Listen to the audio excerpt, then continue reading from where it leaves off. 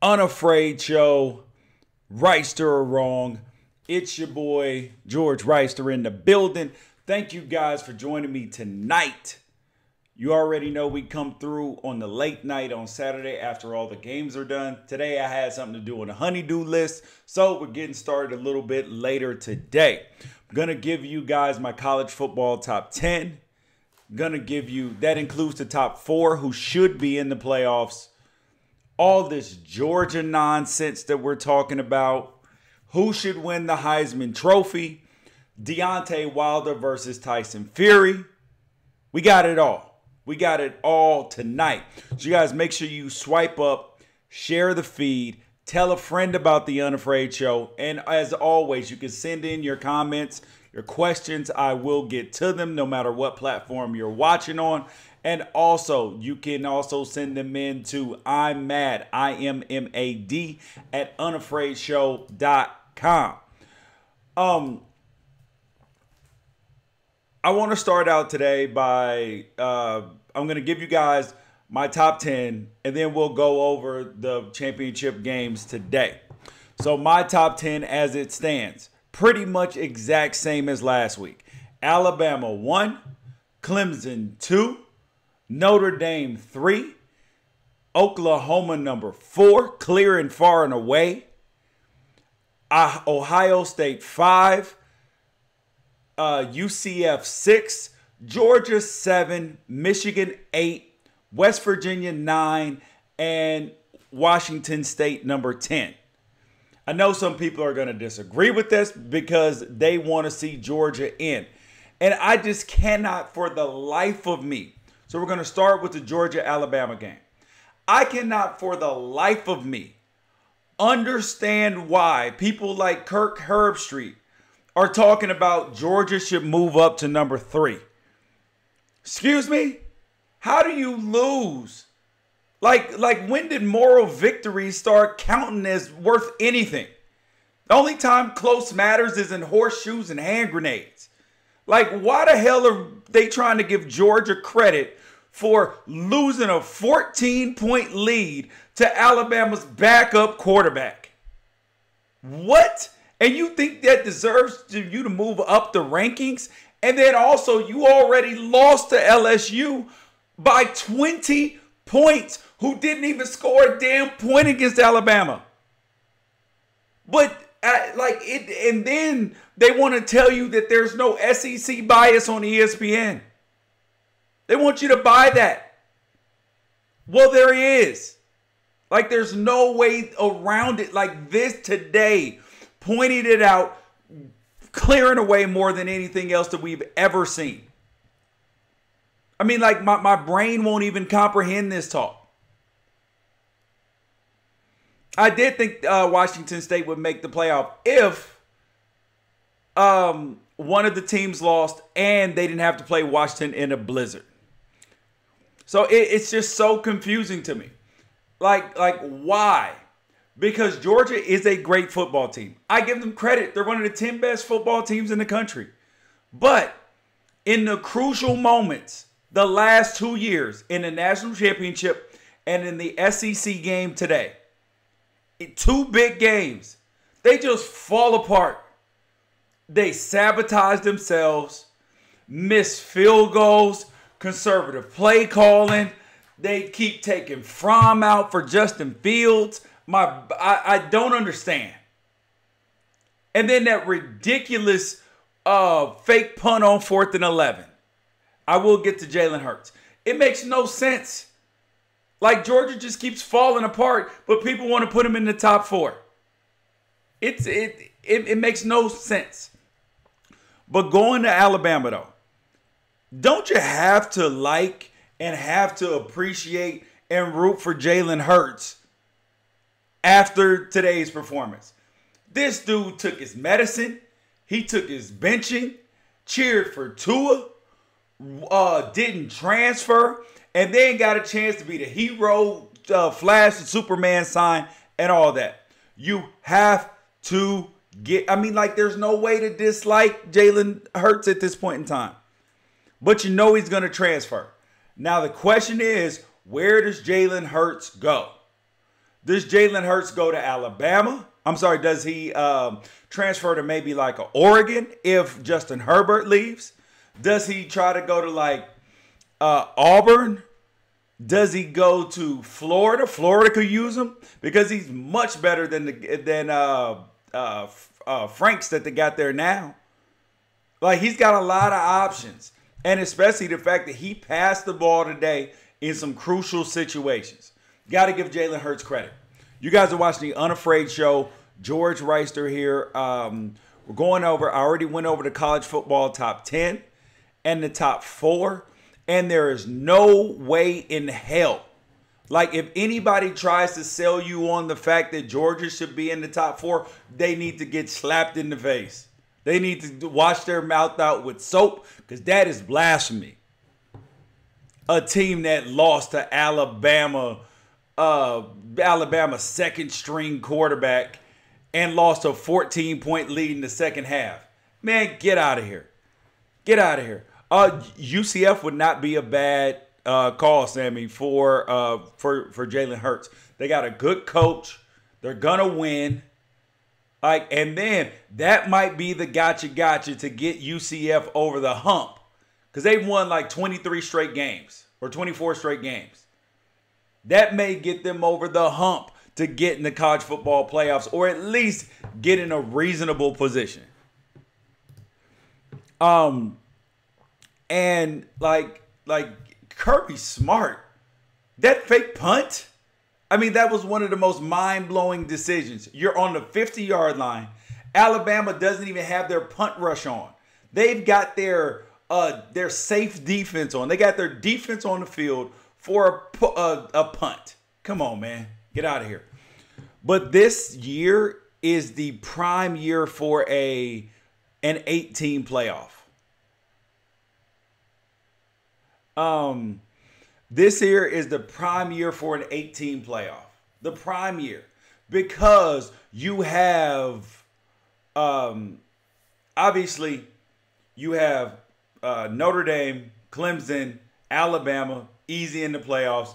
Oklahoma, easy in the playoffs. Ohio State could get in there and make some noise. Georgia, UCF. And then you got room for Michigan or Washington State or whoever else that you want to put in. That would be a true playoff, and that would be must-watch, must-see TV. I mean, come on. DB Wilford, yeah, how does Georgia explain away their 20-point loss to LSU? I mean, I just don't understand it. But now I want to get to the crazy game. Crazy game that was Texas-Oklahoma. I told everybody for weeks, for 2 months, that Oklahoma was getting in the playoff and that Oklahoma was going to put 40 points on Alabama. Mind you, 40 points on Alabama. You can book it. You can write it down. You can take a picture. Tell a friend. It's happening. Nobody can stop this offense. Nobody. And the Heisman Trophy winner should be playing for Oklahoma, which is Kyler Murray. He's outplayed Tua. He's outplayed Dwayne Haskins. He has done more for his team than anybody else. And I pointed it out today.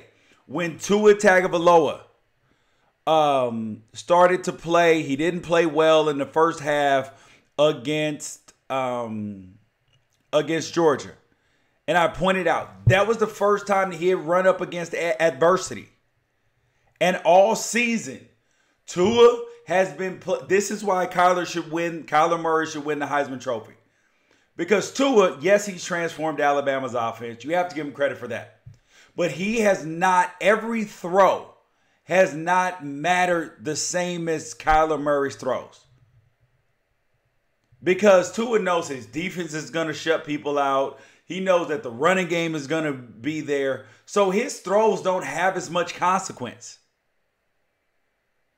Sammy, you're drunk if you think Alabama is going to beat Oklahoma. I'm telling you that right now.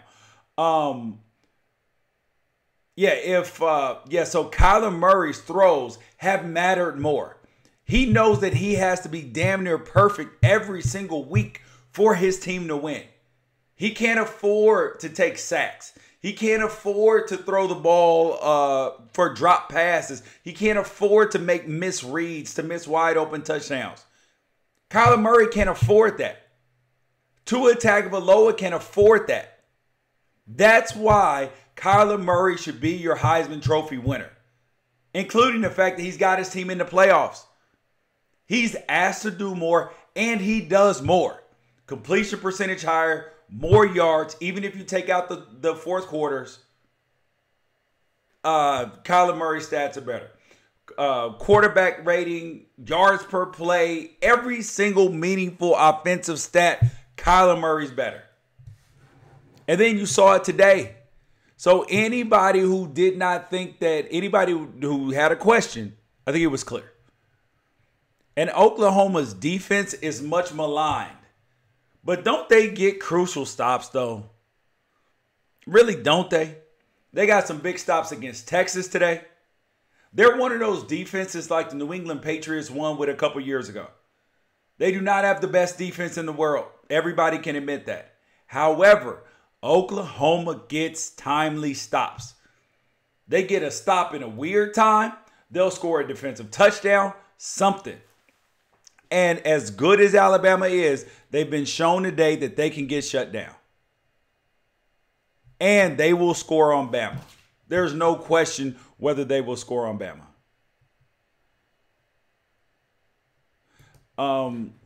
Yeah, so it was like it was just so puzzling. But I gotta love Oklahoma still. I think that today showed everybody what I've been trying to say for a long time. That Alabama can be touched. Alabama is not invincible. This team is like the Patriots when they were 18-0 going into the Super Bowl against Eli Manning and the Giants. They're going to get upended. Someone asked Rock Digital, do I like Dwayne Haskins? Hell yeah. How do I not like a guy who threw for almost 500 yards and 4 or 5 touchdowns? He's been spectacular all season. You got to give Kyler Murray all the credit. Dwayne Haskins at Ohio State all the credit in the world. He deserves it. And he's probably going to come out in the draft this year and probably be a top 10 pick. Oklahoma, Clemson would be the most exciting final. I 100% agree with that. I think Clemson is going to literally hold Notre Dame underwater in the first quarter, and they're not going to be able to breathe, and they're going to be – it's going to look much like the Pittsburgh game today. It's going to be like 42-10. And if it hadn't been storming outside in that game, Clemson probably would have won by 50 points.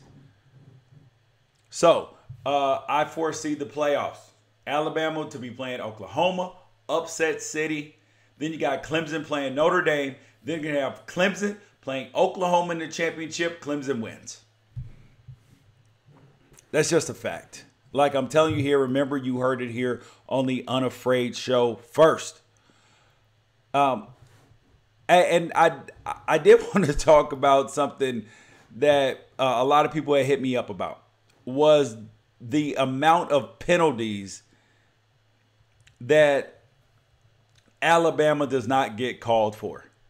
It is crazy. Like, it is absolutely crazy. Think about this. When Tua got hit and he threw the ball up and it kind of like fumbled around, they didn't review that.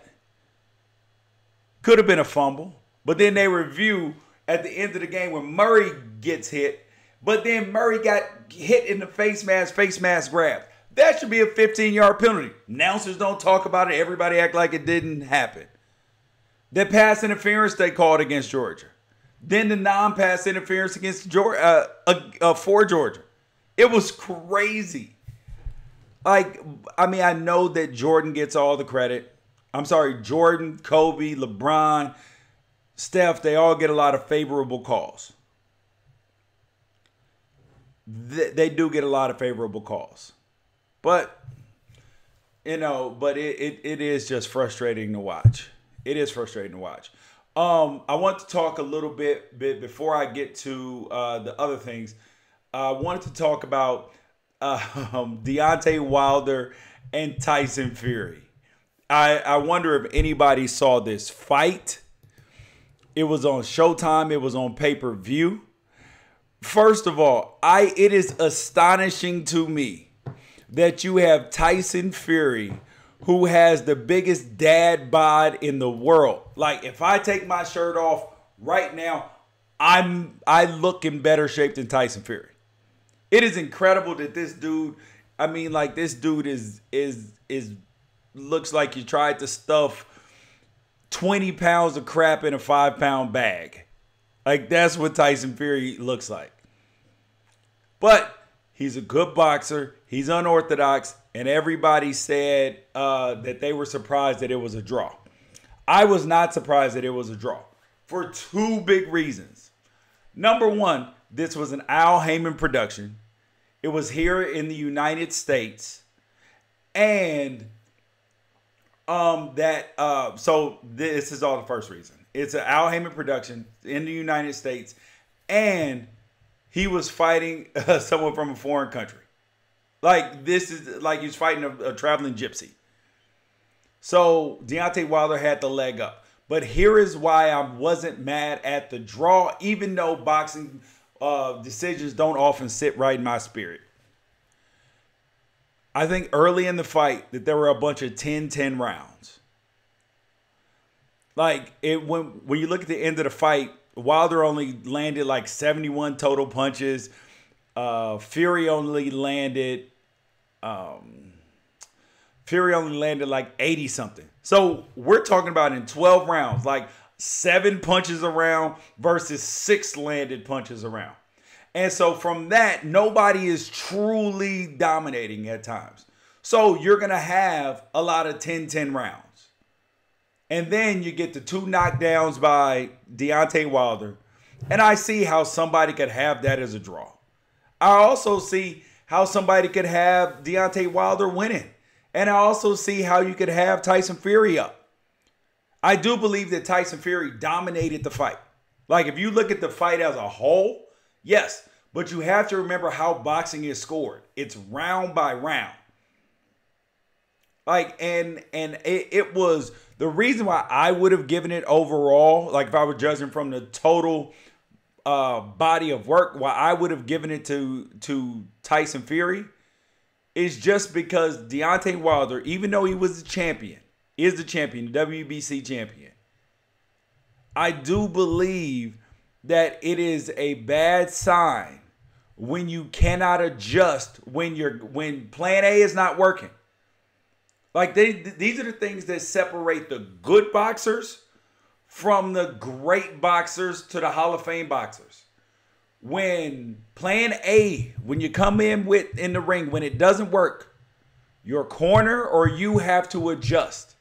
And he even admitted after the fight, Deontay Wilder did, that he did not adjust. He was like, I don't know why I couldn't adjust. Because Tyson Fury was fighting you like Bernard Hopkins. Just unorthodox, throwing you off your game, and he deserved credit for that. Fury wasn't necessarily more active. They barely threw, like they threw like 400 shots apiece. Like, the numbers were pretty close. It just wasn't impressive in terms of a landing percentage. Like, it was not like expert boxing. But the thing that I found fascinating though was in the 12th round, when Wilder knocked down Tyson Fury, I could not for the life of me believe that Fury got up. I mean, like, it was almost like God like reached down to, hey, keep the party going. You're not getting knocked out. You came back from 400 pounds. You came back from addiction. You came back from rehab. And I'm not letting you go out like that. Like, and then in the post-fight interview, because I think that fighters make a lot of money in post-fight interviews. Like, when they show passion, when they show appreciation and gratitude, it is always, like, it always goes over well. And people will want to see Tyson Fury again. So he'll get some more big paydays. Comment came in. Fury was careless. Wilder didn't take advantage. I was very surprised that Wilder didn't do more body work.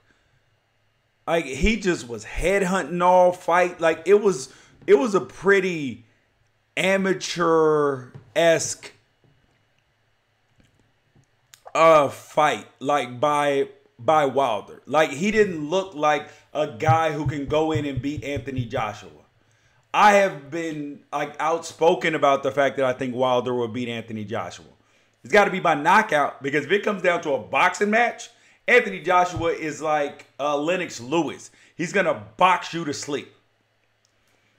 But the question is, who should fight Joshua next? That's the second reason why I thought the fight was a draw.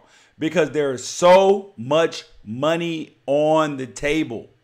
So much money on the table with this Anthony Joshua Deontay Wilder fight. They're going to sell out 90,000 in the United Kingdom. 90,000. This could be $100 million fight for both guys. Biggest payday they ever had. And Al Heyman and the crew and everybody in boxing was like, we're not screwing this up. I don't care if we got to doctor the cards. Deontay Wilder cannot lose this fight. And that's why he didn't lose. Those are the two reasons. So I'm not mad at the decision. I get it. But is what it is. Someone said about Georgia, no shame in losing to the number one team, even if they had their backup in the game. Where the hell are we getting these moral victories from? Yeah, the moral victories are a shame. Someone just said Fury outboxed Wilder. Fury is just a better boxer. Wilder, all he ever had is his power. He did outbox him today. He did outbox him. But Wilder's power is the great neutralizer, as we saw in the fight. Any normal man that was not touched by an angel at that point in time was not getting it. Was not getting up.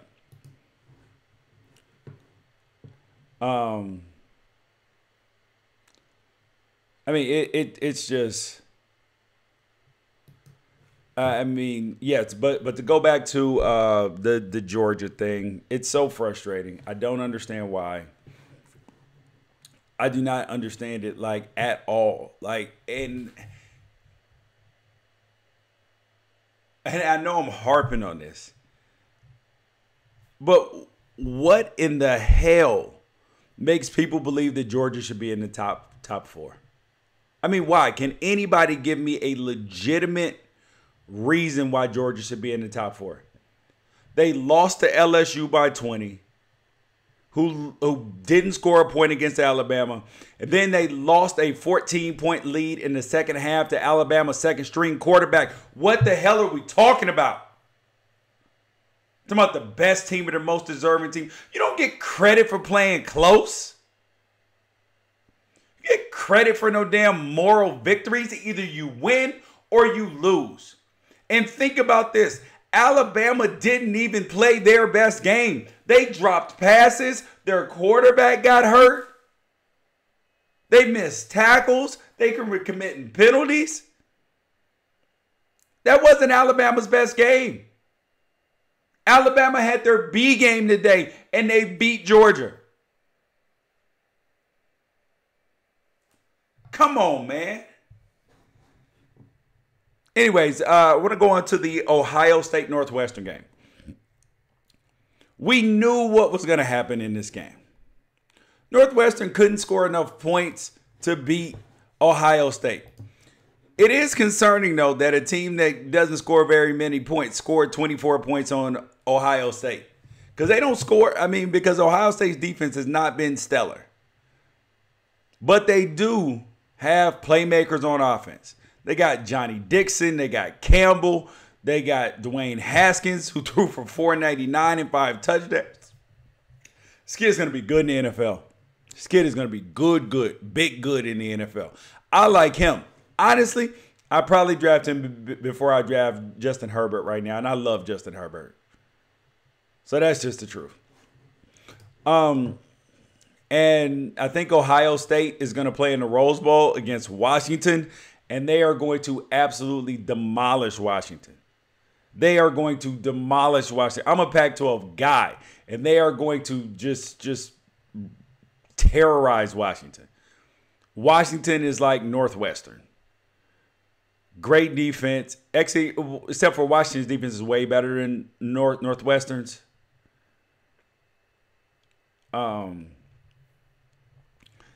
How much of a joke the Pac-12 higher-ups has turned into? Are you talking about the commissioners, or are you talking about the teams? Because there's so much parity in the Pac-12 between, especially in the Pac-12 North, between Stanford, Oregon, Washington, and Washington State. There's no division that's more competitive in all of college football. The other game tonight was the Clemson-Pitt game. I barely even watched into this game. We knew what was going to happen. I mean, Trevor Lawrence had a pretty average day. They ran the ball all over the place. It was storming. Pitt was 7-5 coming into the game. And then you thought that Clemson was going to lose to him? No. Oh, the commissioner and the officiating in the Pac-12. It's very fitting the way that the Utah-Washington game ended. Very fitting. On a missed pass interference call. And the fact that Larry Scott, Pac-12 commissioner, I know I may never work a Pac-12 network game now because I just slam him a lot, but whatever. Larry Scott's pretending like there's nothing wrong. He keeps saying like that, oh, yeah, we're restoring trust with the fans. How, though? How? Because there's no Pac-12 fans that I know that feel more confident about the conference and about the leadership than they did a month ago. They're saying that the Washington State USC hit by Porter Gustin against Gardner Minshew was an isolated incident in the replay booth being involved, third party being involved. No. How are we supposed to know that? Someone asked, what is Oregon's ceiling for next year? I think Oregon's ceiling for next year, I mean, it's obviously going to start with the Auburn game. Like, that is the number one thing. They have to go out and beat them. They have to go out and beat Auburn. If they beat Auburn, they're going to have the confidence to win so many games. And it's all going to be predicated upon the offense because I think the defense is going to be spectacular next year. It's pretty clear that Levitt is going to be coming back because Texas Tech already hired Matt Campbell, Matt Campbell, the coach from Utah State. And they've already, and Colorado is hiring their coach already. So the writing is on the wall. So he will likely be back, and you know that the team is going to be much, much better. You guys, thank you guys for joining me today on the Unafraid Show, being up late with me. You guys, make sure you guys share the feed. Tell a friend about the Unafraid Show. Tell them how great it is. Visit unafraidshow.com. All type of articles up. Getting a little hoarse right now, but thank you guys. I appreciate it. You guys, make sure you share it. Make sure you tell a friend. Appreciate your time. Appreciate your energy. Any comments, questions, or anything that you have, send them in to immad@unafraidshow.com or leave a comment. And I will get back to you. Everybody knows I'm the easiest person in media to get a hold of. A man of the people. This is our show. This is stuff we care about. Peace out. Catch you guys on Monday.